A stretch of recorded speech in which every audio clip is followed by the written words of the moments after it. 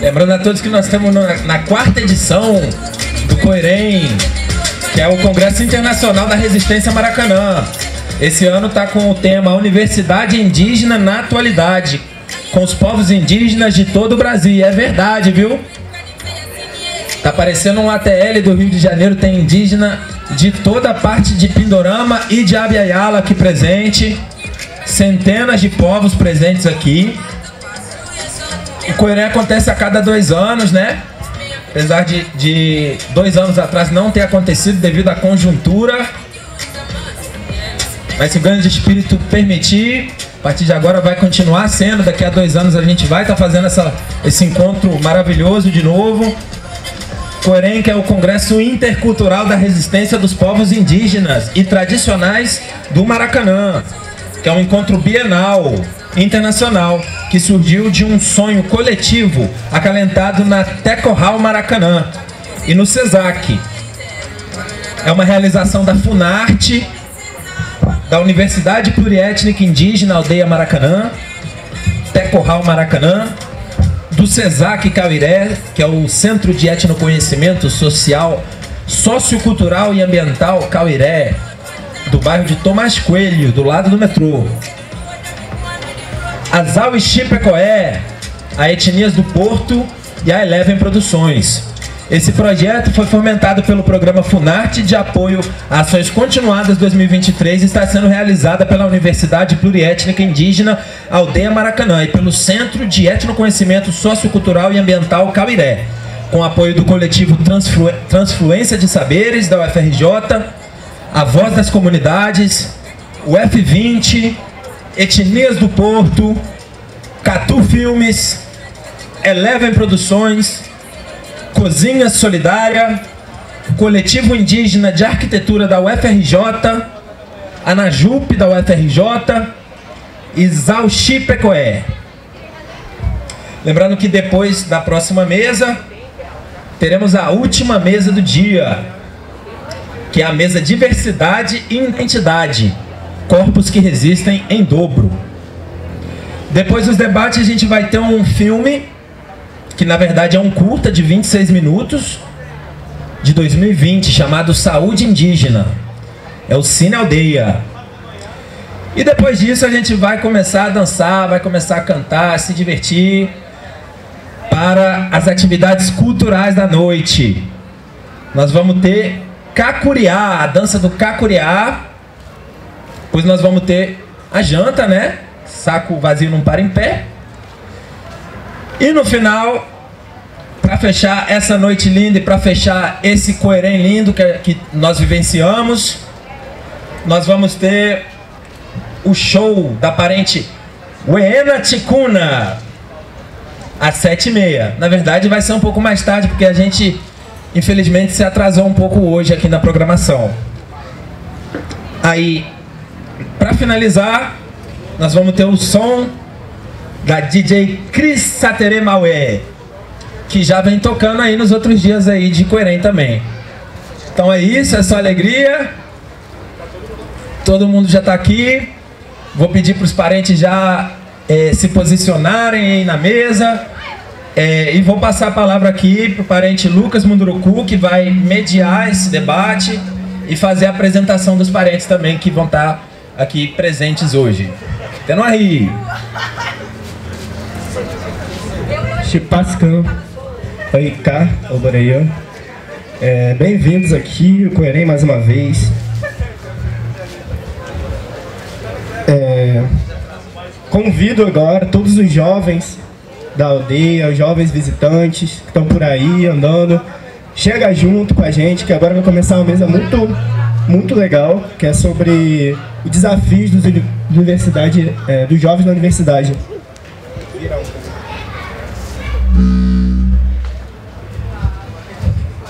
Beleza. Então, gente, essa mesa a gente vai tratar um pouco dos desafios dos jovens indígenas na universidade colonial, né? Todos contamos aqui com alguns jovens que eu vou chamando aqui para a mesa. Primeiro, já está na mesa aqui o Breno Henrique Tupinambá. Breno Tupinambá Caipiatã, em Baeriri, em Tupinambá, o nome dele. É pesquisador pela UFRRJ, ativista e arte educador indígena, aldeado na Tecorral Maracanã. Nascido e criado em Guaratiba, no Rio de Janeiro, é membro representante da Universidade Indígena Aldeia Maracanã, né? Universidade Pluriétnica Aldeia Maracanã. Breno da casa aqui. Uma palmas pro Breno, por favor.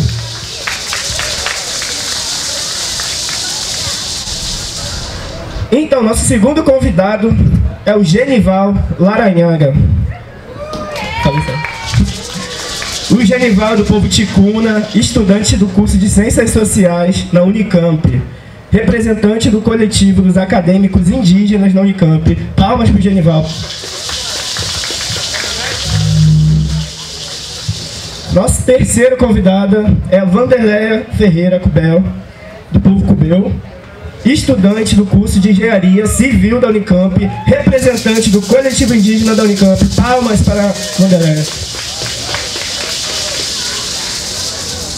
Quarto convidado nosso aqui para integrar a mesa, vou convidar o Osvaldo Chapai, comunicador guajajara, cacique da aldeia Sítio Ribeirão, liderança jovem e acadêmico de jornalismo. Muito barulho aqui para o Osvaldo Chapai.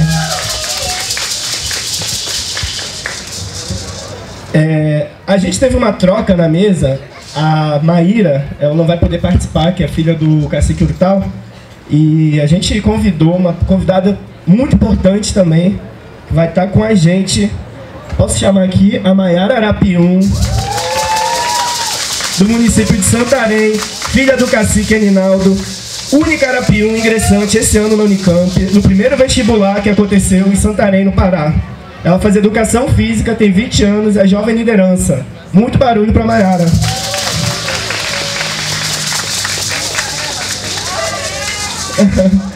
O Daniel Puri é outro que também está nessa mesa, mas eu não estou vendo o Daniel por aqui. Daniel está por aí? Alguém sabe? Alguém viu o Daniel?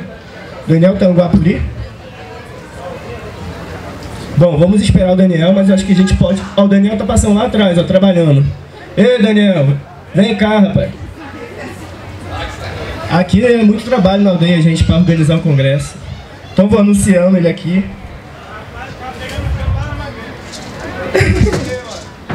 Daniel Puri, gente, indígena do povo Puri. Daniel é biólogo, educador ambiental, pesquisador e ativista do movimento indígena na luta por demarcação e autodefesa comunitária.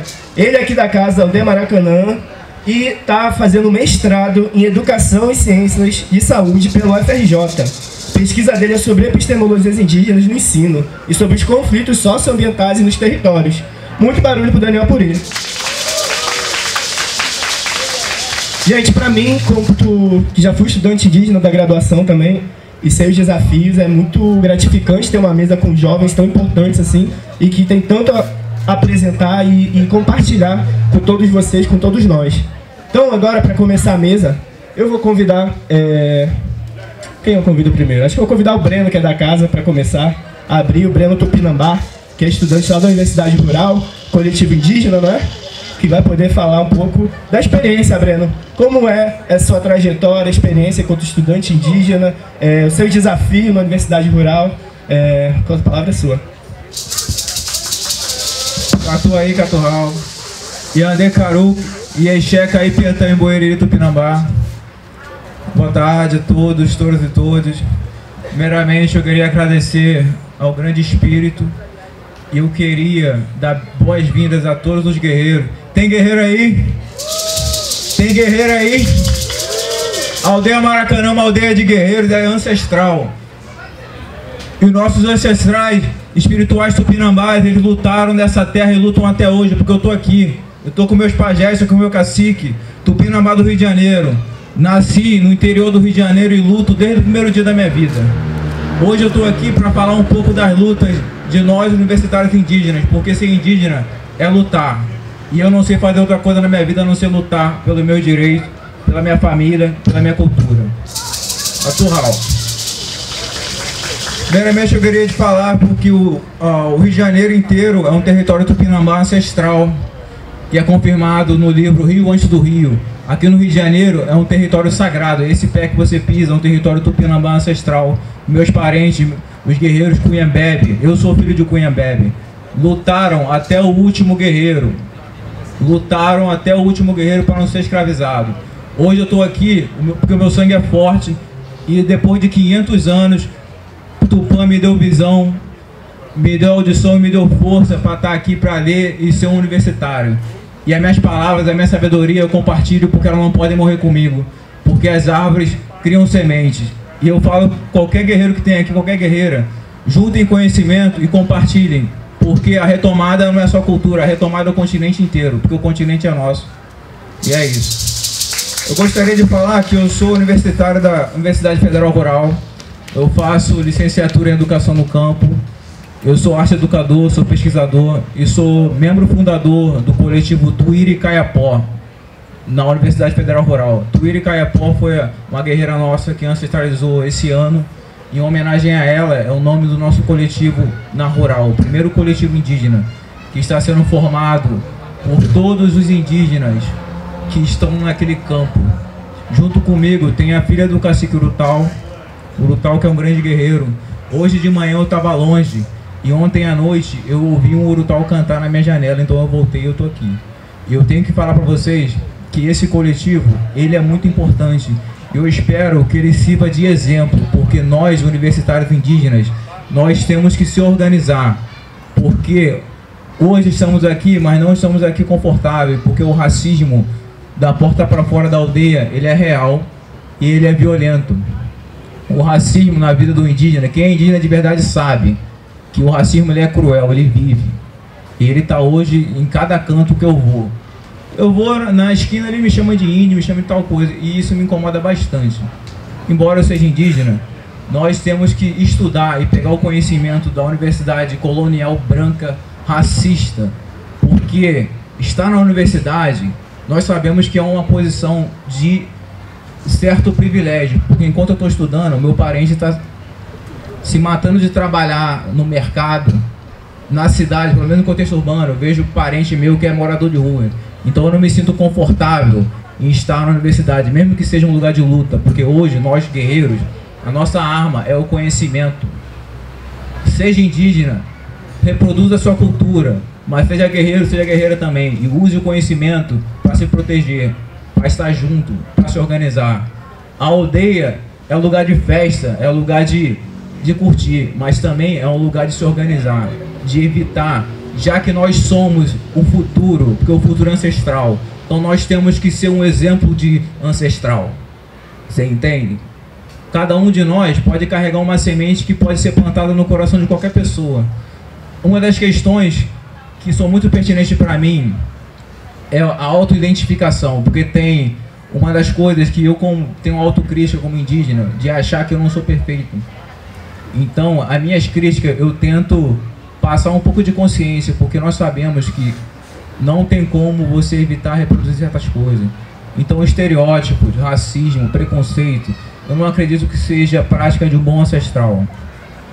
Eu, como membro fundador do coletivo Tuíra, eu tento estar sempre junto com meus parentes, conversando, juntando, tentando institucionalizar o coletivo junto à instituição branca, para podermos termos voz. Porque eu tô naquele campus da Rural há 3, 4 anos e não tem um dia que eu sofria racismo, não tem um dia que eu não vejo uma menina indígena sofrer assédio, e eu não consigo olhar isso com bons olhos, eu não consigo ficar calado. Mas infelizmente, quem aqui é universitário sabe que o campus é um lugar hostil. O que você faz quando você está em um lugar hostil? Você se defende. E a autodefesa indígena é a organização, é a comunidade e a partilha. Eu gostaria de falar que a educação indígena, ela tem uns pilares. E eu não espero que um parente meu chegue na universidade se ele não tem uma educação forte no seu território. Porque eu vim da zona rural, do Guaratiba, do Rio de Janeiro. Eu, durante 20 anos, eu sofri tudo que é tipo de atrocidade racista e preconceituosa que você possa imaginar na sua vida. Se hoje eu não tenho meu canto, a minha língua, porque uma violência branca europeia veio aqui tirar. Então, para mim honrar os meus ancestrais, eu luto e luto todos os dias, vou lutar até morrer, para que o continente e todas as nações indígenas, seja Tupinambá, seja Cocama, Puri, Guarani, o que for, retomem o seu orgulho, porque nós somos um povo forte e orgulhoso.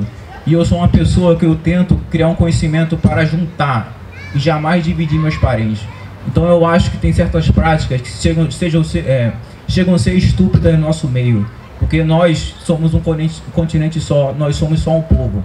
Nós não devemos reproduzir a diferença e achar que uma nação é maior que a outra, que eu falo a língua e eu sou melhor que o meu parente que está sofrendo racismo, entende?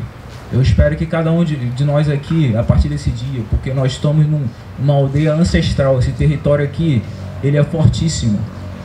Com a chegada do manto Tupinambá, que é um dos maiores ancestrais vivos que nós temos, a força espiritual do Rio de Janeiro está gigantesca. Eu não tenho palavras para falar como isso mudou minha vida. Eu consegui ir com o Cacique Urutau ali no Museu Nacional. Eu estive de frente com o manto Tupinambá e eu vi ele e ele me reconheceu como um dos legítimos herdeiros de Cunhambebe, no Rio de Janeiro. E como essa força espiritual, eu espero juntar todos os meus parentes, seja retomada, seja aldeamento, porque nós temos que ser um povo só. E o nosso futuro é indígena. Para chegarmos no futuro e dermos o exemplo, nós temos que ser melhor do que a sociedade europeia racista e ladra que foi feita nesse território. Nós somos melhor, porque nós somos um povo só. E nós não devemos ter preconceito, racismo e estereótipo. Isso que eu acredito. Caturral, Catureté.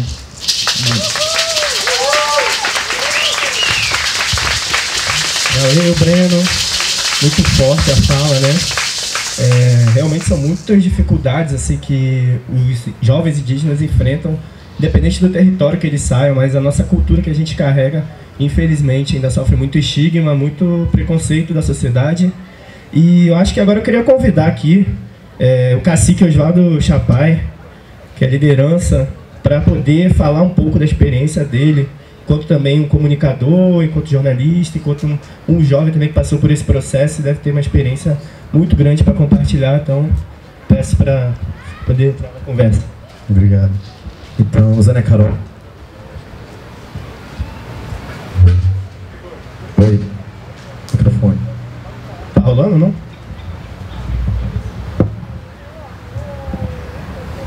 Bom, boa noite, Zé Caroca a todos.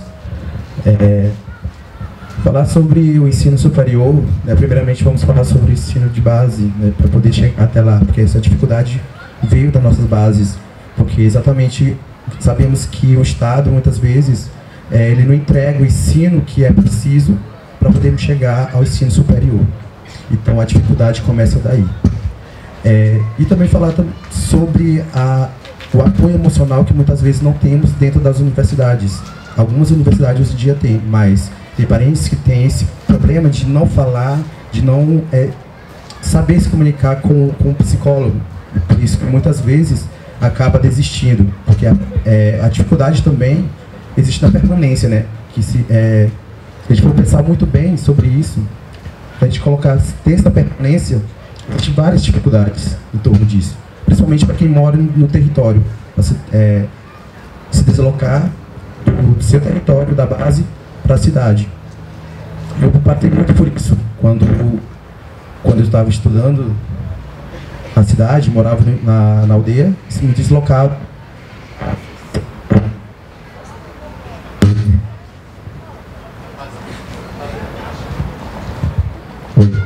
E tive que me deslocar 600.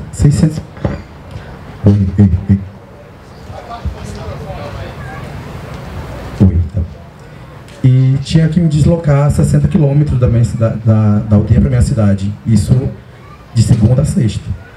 Então é uma dificuldade que a gente não tem de um apoio financeiro também, que muitas vezes não temos. Eu estudava na escola privada, na universidade privada da minha cidade, sendo bolsista, porém tem essa questão financeira. E por muitas vezes o preconceito e a discriminação também dentro das nossas universidades, na cidade, é muito grande. Então, gente, o que eu quero dizer é que nós temos o direito, aliás, o estudo não é um privilégio que nós temos, é um direito, como todos. E esse, ressaltar mais.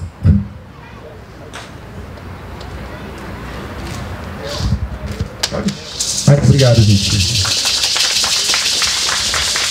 Gente, lembrando que quem tiver alguma questão, alguma pergunta, pode perguntar também para cada um dos convidados. Agradeço a fala do Oswaldo, cacique, Guajajara, muito importante, uma jovem liderança aqui representando também o povo Guajajara, do Maranhão. E seguindo, vamos para uma outra região, lá que para mim é uma satisfação muito grande ter alguém de Santarém aqui, lá da nossa região do Pará, sudoeste do Pará. E vou pedir agora para a Maiara Arapium poder compartilhar com a gente também. Ela que está ingressando esse ano, gente. É a primeira vez que a Unicamp faz o vestibular indígena lá em Santarém. Então é uma oportunidade para os jovens de Santarém também virem para a Unicamp estudar. E eu quero que você fale um pouco para a gente, Maiara, como é que está sendo para você essa mudança de Santarém para cá, para o Unicamp. Como é que foi esse processo? Como é que é isso com a sua família também, largar o seu território, tá nesse espaço novo agora? Pode ser?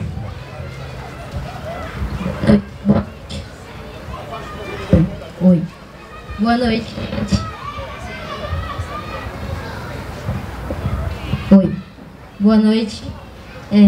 Como o Lucas falou, eu sou a única Arapium que ingressou esse ano na Unicamp, no primeiro vestibular que teve em Santarém, da Unicamp. Eu já estudava na Universidade Federal, na UFOPA, mas eu não era o curso que eu queria estudar, então eu resolvi fazer o vestibular da Unicamp e passei no curso que eu queria fazer, que era Educação Física, e precisei me deslocar da minha cidade, que é no Pará, até São Paulo, Campinas, mais precisamente, para estudar, fazer o que eu estou fazendo, que é Educação Física. E foi o maior desafio da minha vida, eu confesso, porque eu sou muito nova, eu tenho 20 anos.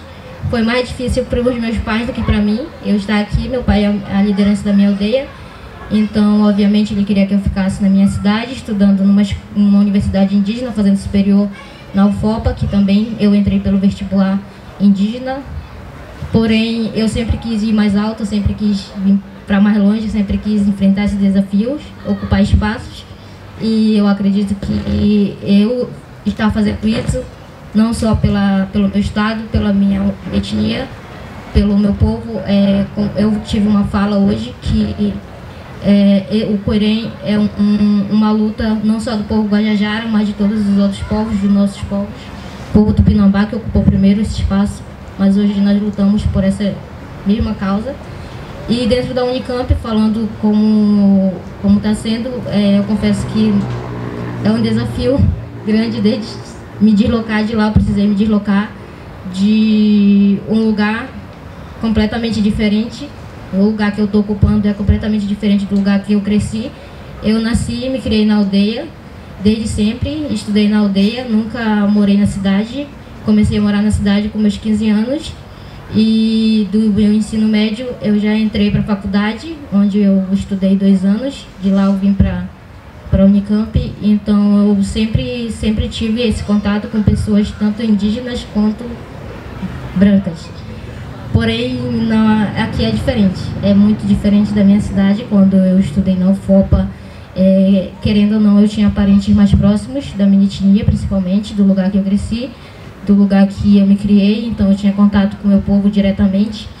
E quando eu cheguei na Unicamp, eu não tive esse contato. Eu tive contato com pessoas de outras etnias, com pessoas de outras culturas, embora fossem indígenas, não era da mesma cultura que eu, não era do mesmo território que eu, então eu tive que aprender a conviver com pessoas que eu nunca tinha visto na minha vida. E a Unicamp é a segunda melhor da América Latina, porém eu enfrentei muitos desafios para vir para a Unicamp, por exemplo.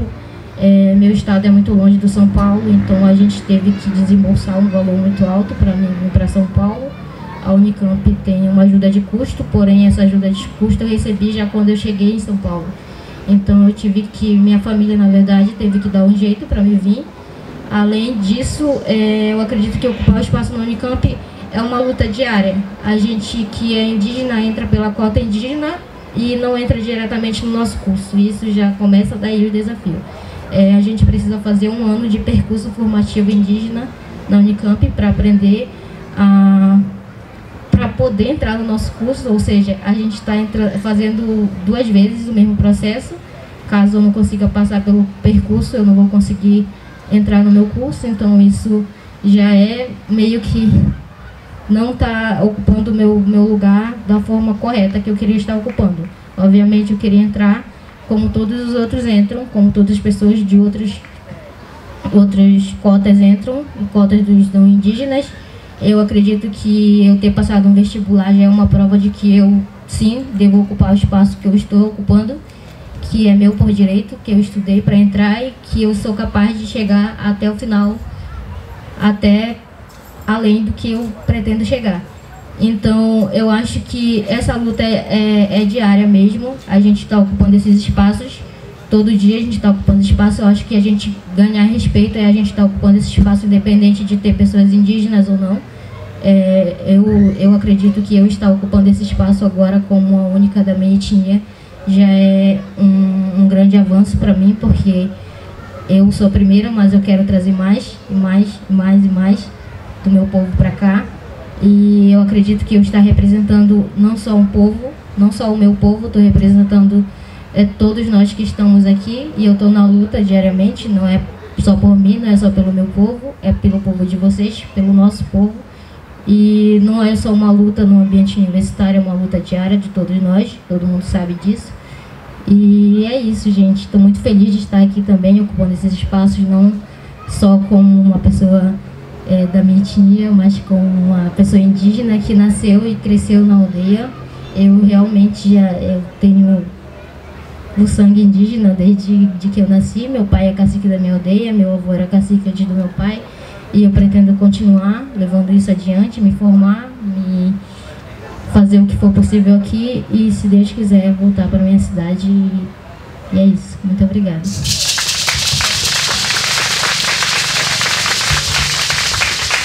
Muito bom. Muito obrigado pela fala.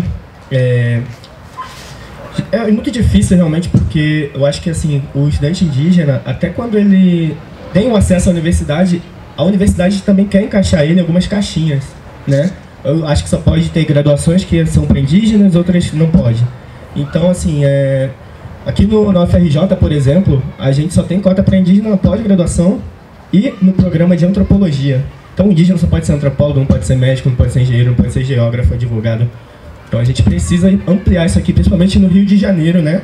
E acho que é muito interessante que eu vi a biografia da Vanderleia, e ela faz engenharia civil, né? Que é um curso que aqui também, quando a gente olha para a universidade, é predominantemente branco também. E eu queria que você também falasse como sua experiência como uma mulher, cubel, e fazer... Como é que... Desculpa. Cubel. Então, uma mulher cubel que faz engenharia civil na Unicamp, poder falar um pouco pra gente. Bem-vinda. Pera aí, gente, um informe, desculpa. Informe rapidinho. São os motoristas dos dois carros. Um HB20 branco de placa com início FWG e um Ford K preto de início REJ. Por favor, vão lá para o estacionamento e reajustem lá a posição dos carros, porque está ocupando 2 vagas e está impedindo outras pessoas de virem estacionarem aqui para estar presente. Obrigado. E, gente, lembrando do bom senso na hora de estacionar o carro, para não atrapalhar. Vamos lá. Vanderleia, por favor. Boa noite. A minha experiência como universitária na engenharia civil, ela é muito ruim, na verdade, porque a engenharia civil tem muita gente branca, tipo, literalmente muita gente branca. Então, a gente tá ali ocupando aquele espaço e o tempo todo a gente também tem que lidar com olhares de que, tipo, eles olham pra gente como se a gente não entendesse. E eu já cheguei a encontrar pessoas que falaram pra mim, assim, que eles nem sabiam que existiam indígenas. E eles, tipo, o tempo todo falavam, tipo, nossa, de onde que tu veio? E eu ficava... E isso deixa a gente tão desconfortável até de ir para a universidade. E eu acho isso também um desafio, de eu ir para a aula e saber que vão me olhar. Tipo, independente do que eu esteja fazendo. Tipo, eu tô só ali querendo estudar, mas eles vão me olhar de uma forma diferente, mas a gente sente quando alguém tá olhando pra gente só, tipo, ai, olha, que pessoa diferente. Não, eles olham com maldade mesmo. Então, é muito difícil pra mim, tô até nervosa, é porque é muito difícil pra mim, pra todos nós, na verdade, da gente tá ali ocupando aquele espaço, e é o que a gente sempre fala no coletivo, que a gente tem que aldear a universidade. A gente também tem muito pra ensinar. E é isso que a gente vem falando, de que o tempo todo é a gente aprendendo o que o branco quer ensinar. Sendo que a gente tem a educação indígena, a gente tem muito para ensinar. E tem uma troca, tipo, é como se fosse uma troca. A gente ensina e aprende também. Tipo, com todos... Ai, eu tô bem nervosa. Mas pra mim é muito desafiador, porque eu saí de São Gabriel da Cachoeira e eu sou uma filha caçula, então pra mim era o tempo todo as pessoas me olhando, até porque eles têm muitos estereótipos em cima da gente.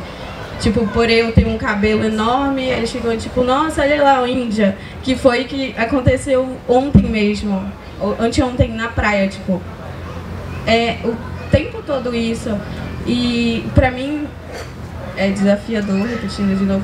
E falando sobre o percurso formativo, que eu acho uma falta de respeito o percurso formativo, porque a gente literalmente já passou pelo vestibular e eles estão ali mostrando que, tipo, não, a gente não quer vocês aqui. Tipo, e foi isso que acontece até hoje na Unicamp, de que professores são assim. E a educação, ela é muito precária no Amazonas, então a gente não tinha, tipo, a gente pega cálculo 1 em engenharia civil. Eu nem sabia sobre cálculo 1, tipo, a matemática, a gente não tinha, a gente não tava no mesmo nível que eles, mas isso é Brasil mesmo, né, que a educação é paia. Enfim. Mas é porque é literalmente isso, a política de educação, ela é muito podre. Mas é porque a gente... mas ela é podre mesmo, porque a gente não tem... A gente tá o tempo todo lá, eles botam a gente como se a gente não fosse igual, mas é literalmente por isso. Porque a gente não estudou que nem eles. E todas as pessoas da engenharia civil lá fizeram pré-vestibular, fizeram... Como é o nome que fala? Fizeram um cursinho, e a gente não tem isso, até porque são pessoas ricas, têm dinheiro, a gente não tem. E ali a gente fica ali... Eu sou pobre. Não sei vocês, mas eu sou. Então, tipo, a gente não teve as mesmas oportunidades que eles. Então eu pelo menos sentia isso, de que eu era inferior justamente por isso, porque eu não tive as mesmas oportunidades que eles. E a falta de educação da minha cidade foi o que está acontecendo, e eu tenho essa dificuldade até hoje, de tipo, e tem gente que já sabe, já entende, sabe de tudo que vai fazer lá, e a gente tá ali aprendendo ainda, e eles estão ali, e a gente o tempo todo tem que ficar empurrando com a barriga, e justamente por isso eu desisti de um curso, justamente por isso. Antes eu fazia letras, aí entrei para engenharia civil, porque letras, eu gostava tanto de letras, só que eu me sentia muito inferior perto deles, porque eu estava estudando com filhos de professores de universidade, e eu tipo só estava ali existindo. E eu só querendo estudar, e aquilo era muito difícil pra mim. O tempo todo eu ter que ficar ensinando alguém, ter que me respeitar. Tipo, quem que tem que ficar ensinando o tempo todo que tem que me respeitar só porque eu sou diferente? Sendo que eu só quero estudar. E a gente só tá ali tentando ocupar e viver, basicamente. Só que a gente viver já é uma luta. A gente tem que estar resistindo o tempo todo. E é um dos motivos de eu, tipo, não sair da engenharia civil até agora, porque eu fico, tipo, eles não me querem lá, agora mesmo que eu vou ficar lá. Porque eles não querem a gente nas universidades, eles não querem. E a gente tem que continuar e resistir. Só isso. Tchau.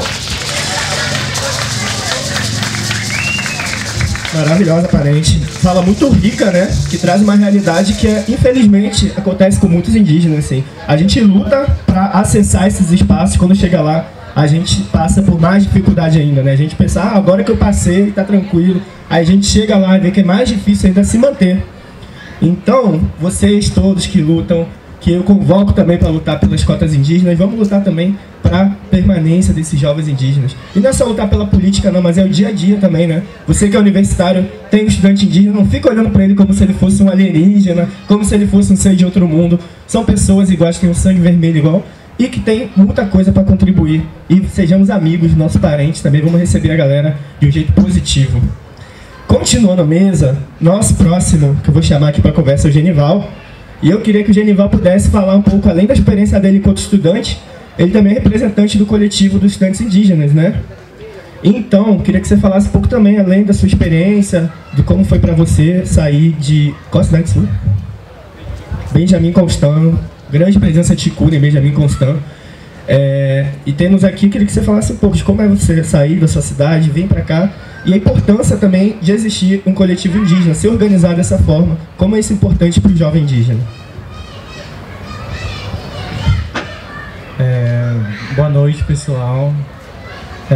Como o menino já falou, meu nome é Genival, estudante indígena de Ciências Sociais da Unicamp, do povo Ticuna, do Alto Rio Solimões do Amazonas. Primeiramente, agradecer o espaço aqui, né, na aldeia Maracanã. Primeira vez que eu estou pisando nesse espaço, que eu acho muito importante. Obrigado pelo convite, a galera que fez o convite para a gente do coletivo. Como foi mencionado, eu sou presidente do coletivo. Aqui nós estamos jovens indígenas que estão existindo dentro da Unicamp, um espaço, vamos dizer, preconceituoso, onde nós estamos resistindo. Então, eu queria colocar um ponto, eu acho que é importante falar, né? A Unicamp tem o vestibular indígena desde 2019. E hoje em dia, a gente somos 450 estudantes indígenas que estão na Unicamp hoje, com 49 etnias diferentes dentro da Unicamp. Isso é uma grande vitória para nós, povos indígenas, né? Que temos estudantes indígenas de todo o Brasil, de todas as etnias. Precisamos ocupar mais esse espaço ainda, mas até o momento temos essa quantidade de estudantes. Unicamp, como falar sobre desafio, né? Como que nós somos desafiados dentro desse espaço acadêmico de elite, vamos dizer. Eu, jovem indígena, vindo do interior do Amazonas, Rio Solimões, filho de um pescador e uma agricultora, né? Nunca estudaram, né? Eu me sinto privilegiado de ser o primeiro irmão, filho, neto a estudar na Unicamp, que é uma das segundas melhores universidades do Brasil, inclusive. E estar ocupando esse espaço para mim é importante e desafiador também, né? Como as meninas aqui também, minhas amigas, falaram, o espaço acadêmico dentro da Unicamp, ela vai muito além, né, da vivência, né? Ela traz desafios que nós temos que realmente levantar a cabeça e enfrentar. Hoje, na Unicamp, a gente tem um coletivo indígena, que foi criado justamente para tentar, de alguma forma, acolher nós mesmos, sabe? Nós, quanto acadêmico, tentar, de alguma forma, se ajudar dentro de um coletivo. O coletivo hoje, ela vem ajudando muito. Inclusive, eu me dispus a estar à frente do coletivo, da presidência do coletivo, para justamente buscar, né, estar à frente das pautas, porque na Unicamp, de alguma forma, existem muitas lutas políticas, tanto estudantil quanto mesmo de classe. Então, a partir do momento que a gente se coloca à frente, a gente tem que tentar. Eu estava conversando hoje com os amigos meus que vieram do coletivo indígena e falei, eu tô lá por vocês, eu tô lá por nós, a gente vai estar buscando pautas importantes. Desafio de todas as formas. A Unicamp, basicamente, ela quer nos reprimir em todos os sentidos, tanto educacional quanto psicológico, dentro da Unicamp. É difícil a gente, quando a gente vem aqui num espaço como esse, onde as pessoas apresentam sua cultura, vivem seus rituais, que são importantes, que eu acho muito importante, na Unicamp a gente não pode praticar, a gente pode, mas é muito, muito raro praticar uma reza, uma dança, né, que é importante para o fortalecimento do povo, né. Coisas que basicamente são nos tirados a partir do momento que a gente entra na Unicamp, porque quando a gente chega na Unicamp e vai, não só a Unicamp, mas outros espaços universitários, a gente está enfrentando choque cultural, porque nossa realidade nas aldeias é viver a cultura, estar lá alinhado com nossos pais, nossos anciões, que possam dar conselho, que possam estar nos fortalecendo psicologicamente. E a partir do momento que a gente chega em uma universidade de elite, vamos dizer, a gente sofre um choque cultural muito grande, né? Psicológico principalmente. Então eu acho que o coletivo indígena, de alguma forma, ele trabalha e busca apoiar nós mesmos, estudantes, dentro da Unicamp.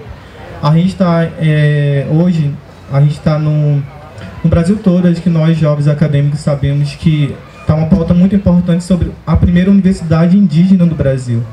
E falar sobre a primeira universidade indígena do Brasil é importante, né? E para a gente estar lá, uma universidade basicamente indígena, a primeira universidade indígena do Brasil, seria muito importante, como basicamente eu participo de alguns debates em São Paulo para falar sobre a universidade indígena. Então eu sempre coloco que a universidade indígena, a gente vai poder estar praticando nossas culturas dentro da universidade, onde a gente vai poder estar estudando com professores indígenas que têm formados, né? Professores, médicos, advogados indígenas que possam estar nos passando conhecimento, né?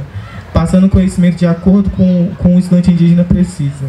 E nesse espaço nós vamos poder estar praticando nossa cultura, desenvolvendo nossos costumes, né? Ensinando nossa língua, porque eu acho que a língua hoje é muito massacrada por conta que não temos como passar ela, sabe? Não temos como praticar elas em sociedade. E muitas das vezes ela é tirada de, vamos dizer que bora fazer uma disciplina, vamos na universidade, vamos praticar a disciplina do meu povo, né? Língua ticuna, vamos ensinar a língua ticuna, porque existe uma escrita na língua ticuna, sabe?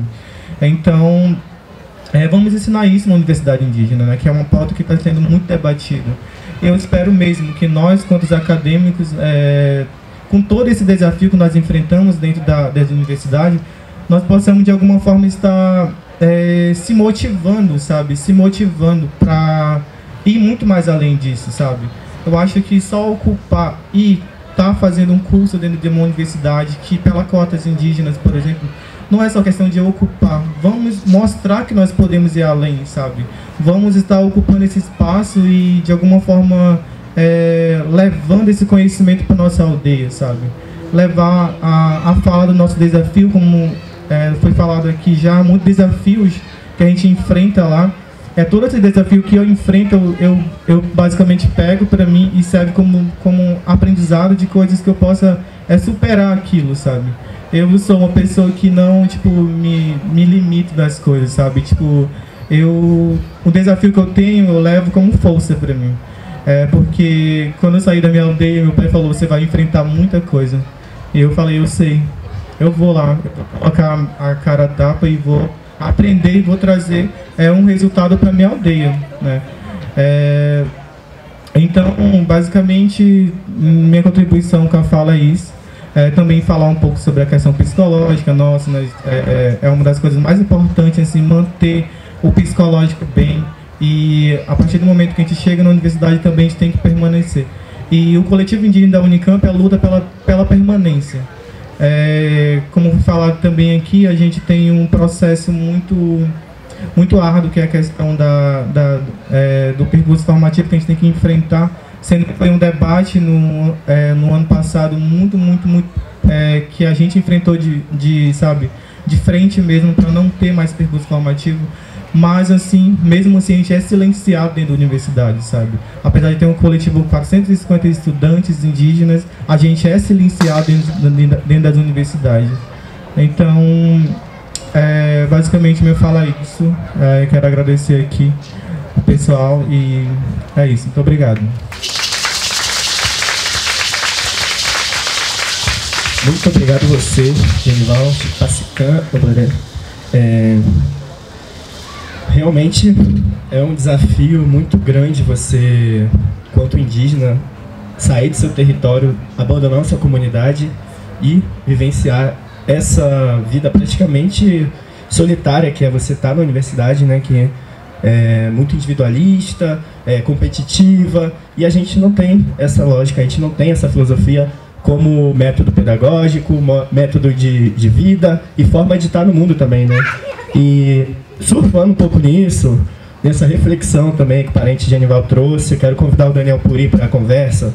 Ele que está no mestrado em Educação, Ciência e Saúde na UFRJ, passou por uma graduação e, ao mesmo tempo, também é um grande colaborador guerreiro aqui no AD Maracanã, que também está construindo essa universidade indígena, né? Então eu queria que o Daniel pudesse falar um pouco também desses dois mundos, né? Que é, por um lado, a Universidade do Branco, o mestrado, que é um processo muito também adoecedor para vários parentes, e também falasse um pouco da Universidade Indígena, da potência disso, de estar nesse espaço aqui e construir um espaço como esse.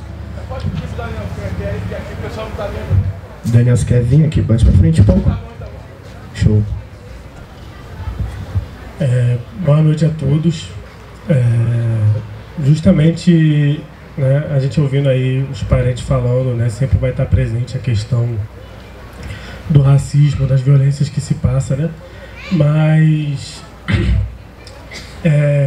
isso já enquanto vivência, enquanto experiência que acontece no cotidiano, né? Mas se a gente for partir pelo próprio fundamento, pelo próprio princípio em que esse espaço acadêmico está organizado, ele já parte de uma grande violência, né, enquanto se fundamenta o que é, né, a compreensão do conhecimento, da validação do conhecimento nesses espaços, né. Eu costumo falar assim, né, eu costumo sentir que para nós, assim, né, a produção de conhecimento é alimentar o espírito comunitário, né, porque muitas das vezes, né, o que a gente entende, o que a gente sente, o que a gente vivencia, né, vai se construindo, vai fazendo sentido à medida que a gente vai alimentando junto, né, esse entendimento, né? E aí tá num lugar em que tem um entendimento individualista do que é, né, o conhecimento, do que está nesse lugar, e passa, né, parte do pressuposto de ter que validar, né, o nosso conhecimento, né, quem nós somos, né, o que a gente está fazendo, né, já por si já é uma violência imensa, né? E aí é desleal. É desleal a gente ter que, a gente partindo desse outro lugar de enunciação, né, de quem nós somos, do que nós estamos fazendo, né, ter que justificar as violências que a gente passa nesse lugar, o racismo que porque parece que é uma justificativa, quando na verdade o próprio fundamento do que ele está fazendo ali é outro, né? Grande parte dos processos, e isso, se for fazer uma revisão sistemática, né, da inserção dos nossos saberes, do que se entende por interculturalidade, né, na academia, interculturalidade, né, a inserção dos nossos conhecimentos, inserção da nossa presença nesse espaço, né, e aí eu estou falando que eu fiz essa inserção, eles vão entender a interculturalidade como um caminho de uma mão só, em vez de uma mão dupla. Vai entender como a interculturalidade é ensinar o branco, ensinar para o indígena como ensinar para o indígena. Geralmente a grande parte por exemplo, do que se entende enquanto formação de professores ou coisa do tipo, é isso. É o branco ensinando para o indígena como ele vai ensinar para outros indígenas, seja na escola indígena ou seja em outros lugares. Mas nunca vai entender que ele precisa dessa formação, ele precisa entender, quando na verdade grande parte dos parentes, acredito que se eu for falar, vive entende o que é essa interculturalidade, entende que não está sozinho no mundo, entende que existem outros povos, outras línguas, desde sempre, né? Então, é uma violência que desde o fundamento já não deveria acontecer, né? Se for pegar grande parte do que se tem de dado sobre isso, fala que a exclusão do indígena é porque não tem formação de professores para tal, não tem a formação de professores para tal, porque se for pegar seja artigos, teses, relatórios, né, de acesso público, enfim, vai estar falando o quê? Que é isso, está sendo pensado para o branco na academia colonial. O branco ensinando para o indígena como ensinar para o indígena. E no fim das contas, se for pegar a conclusão de todos esses relatórios que existem, ele fala o quê? Grande parte dos parentes já tinha uma ampla formação antes de entrar na universidade, talvez não uma formação acadêmica, mas uma formação do próprio território, uma formação de luta, porque grande parte não consegue acessar apenas a partir das políticas de ações afirmativas, já parte por uma longa experiência comunitária para chegar lá. E quem acaba sendo o maior formado é esse professor branco que está ali, muitas vezes se propondo a estar lidando com algo que não tem acesso, né? Então, na verdade, a questão é que não está sendo valorizado cada parente que está aqui, eu acredito que tenha muitos, né, que está se formando, né, que são lideranças muitas vezes nos seus territórios, né, passa por esse território muitas vezes, pela formação do território, passa pela formação acadêmica e não está sendo valorizado, não está sendo invisibilizado, né? Então se mantém, né? Então se a formação superior lá atrás servia e até hoje para a justificativa da manutenção de privilégios, muitos parentes passam, né, pela universidade, muitas vezes não conseguem se formar por entender que isso não está levando àquilo que se propôs, que é muitas vezes defender os seus territórios, muitas vezes e os que passam por esses lugares muitas vezes não têm uma plena inclusão. Então, nós estamos fazendo 12 anos de política de cotas, né, que lá atrás, que é uma luta que vem de décadas atrás antes disso, assim como a luta da construção da universidade indígena, que hoje nós não estamos mais falando de construção, mas de reconhecimento, porque nós tomamos o protagonismo, nós tomamos a frente de construir e a fazer exatamente o que nós estamos fazendo aqui agora, né? Não é mais sobre a construção, é sobre reconhecimento, sobre a valorização. Depois de 12 anos se falava lá atrás do quê? Que era uma política paliativa, de uma reparação histórica que não se deve perder de mente, que deve ser coletiva. E que desse contexto não é coletiva, é difusa, né? Não é individual, é difusa, mas também não é coletiva. Porque somos obrigados a passar pelo reconhecimento, pela validação da institucionalidade branca que segue fazendo, né, uma série de violências, enquanto nós estamos tendo que estar lá, se dispor a ensinar e ainda assim não ser ouvidos, né? Então, e muito se falava lá atrás, né, sobre pintar as universidades com a cor do povo, algo assim, pintar a universidade de povo, né? Se nós olhamos com a construção que está com as paredes rachadas, não adianta tacar tinta porque o problema está lá na fundação. É justamente sobre isso. Enquanto tiver um espaço que tem que validar os nossos conhecimentos, as nossas vivências, né, nós vamos estar sendo violentados sim, e a nossa presença vai estar sendo dividida ali. Nós vamos estar passando ali porque é uma etapa importante, muitas vezes para muitos parentes, para outros eles verificam que não é nem tão importante assim, né, mas uma etapa que concorre com uma outra série de violências que vão acontecendo, né. Então, ao mesmo tempo que é uma luta a mais que a gente tem, é um espaço que a gente não abre mão de ter que construir por razões óbvias. Então é sobre isso, né? Então, esse espaço que se propõe a validar a gente, a universidade tem que deixar de ser como ela é para a pluriversidade poder, né, abrir caminho. E é isso que a gente está fazendo aqui. Estamos falando disso também, né? Nós estamos falando do reconhecimento, para que não seja só sempre essas mesmas falas, de parentes, né, sofrendo, passando racismo, passando privação de vários tipos, né? Reconhecer, né, que esses parentes estão aqui, cada parente está aqui, está ensinando e pá, caralho. Está ensinando muito. E por que tem que estar no lugar da enunciação do estudante e não do professor? Por que o lugar da enunciação é esse? Então, nós estamos também cumprindo 15 anos agora da política do ensino pluriétnico, né? E muitas vezes, a Lei 11.645, que os lugares onde fala sobre interculturalidade ainda não reconhece essa lei, está ainda na antiga, na 10.639, né?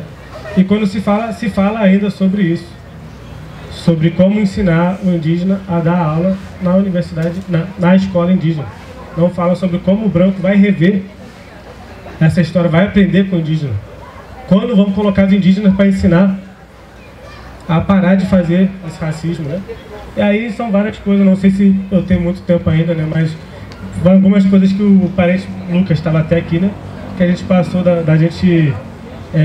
muitas coisas eu vi na universidade, né? Da gente estar lá ocupando o espaço. Muitas vezes o indígena, porque o indígena que vai chegar lá, e vai chocar com como assim? A gente está aqui, não pode comer, então vamos ocupar para ter bandejão.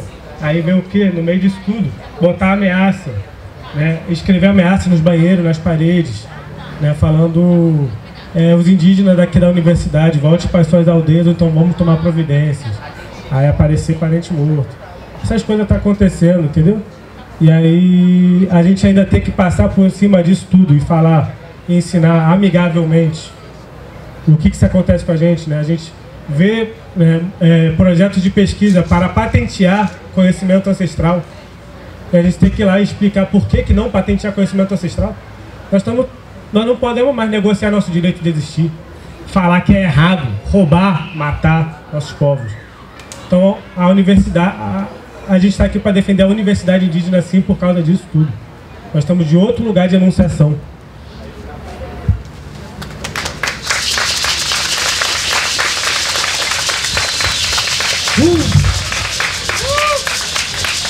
Muito potente também a fala do parente, muito forte, né? Realmente são vários preconceitos que a gente não dá conta nem de uma mesa de tanto pouco tempo de fala, se fosse falar tudo que a gente sofre. E a gente também quer que, como o parente Daniel disse, que nas próximas mesas a gente não tenha que ficar repetindo sempre quanto é difícil, que a gente possa, de alguma forma, construir uma universidade mais pluriétnica, nem que seja a universidade feita por nós, pelos nossos e para os nossos também, que também não é só para o nosso, né? Porque vocês sabem que a luta indígena, a luta pela terra, é a mãe de todas as lutas, é uma luta de todo mundo que vive na terra tem que lutar pela vida, e é o que os povos indígenas dão um exemplo há milhares de anos já nesse continente. Gente, a gente está com muito pouco tempo, vamos ter que encerrar aqui a mesa.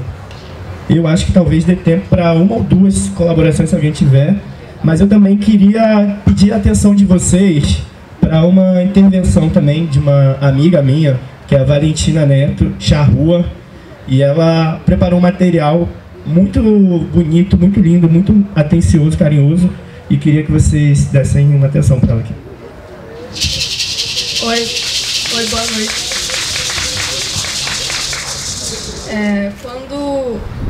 Sou Valentina, eu sou antropóloga indígena.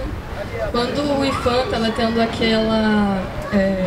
todo aquele alvoroço querendo remover a aldeia Maracanã, tiveram aqueles encontros aqui que reuniram mais de 400 pessoas.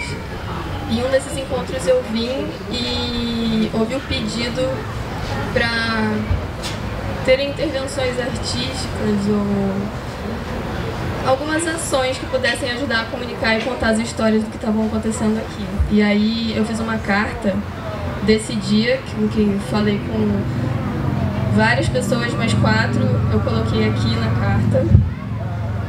E tem desde o Ticuna, que é outro antropólogo indígena, tem alguns ativistas também, tem a liderança Urutau aqui. E ela foi ilustrada por uma amiga minha, não sei se vai dar para mostrar bem a carta de longe.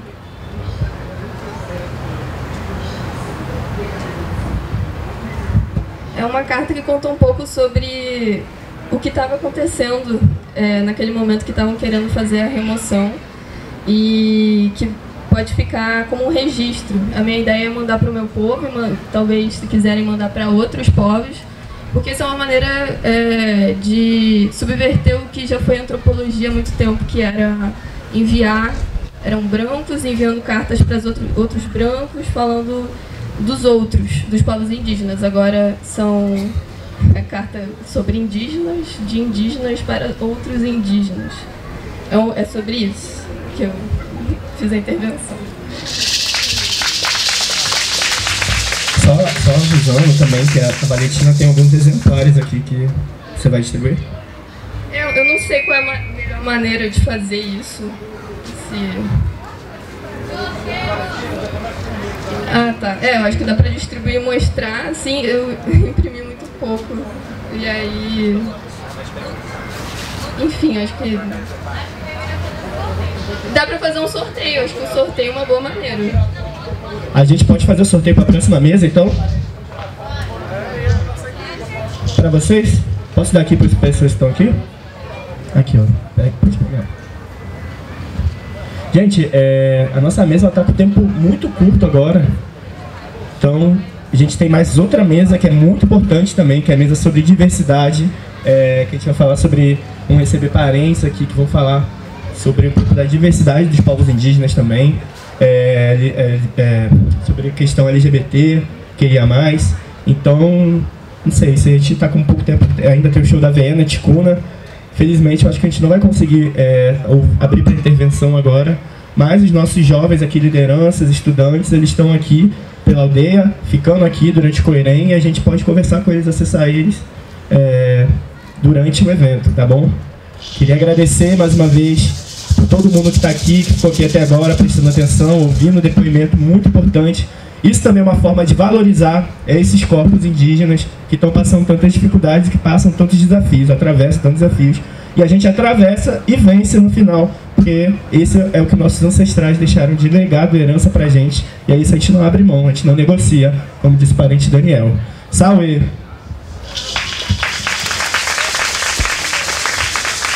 Agora aqui pro Sapiton, que é o mestre de cerimônia aqui hoje com a gente.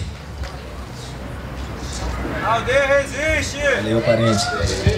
A aldeia resiste!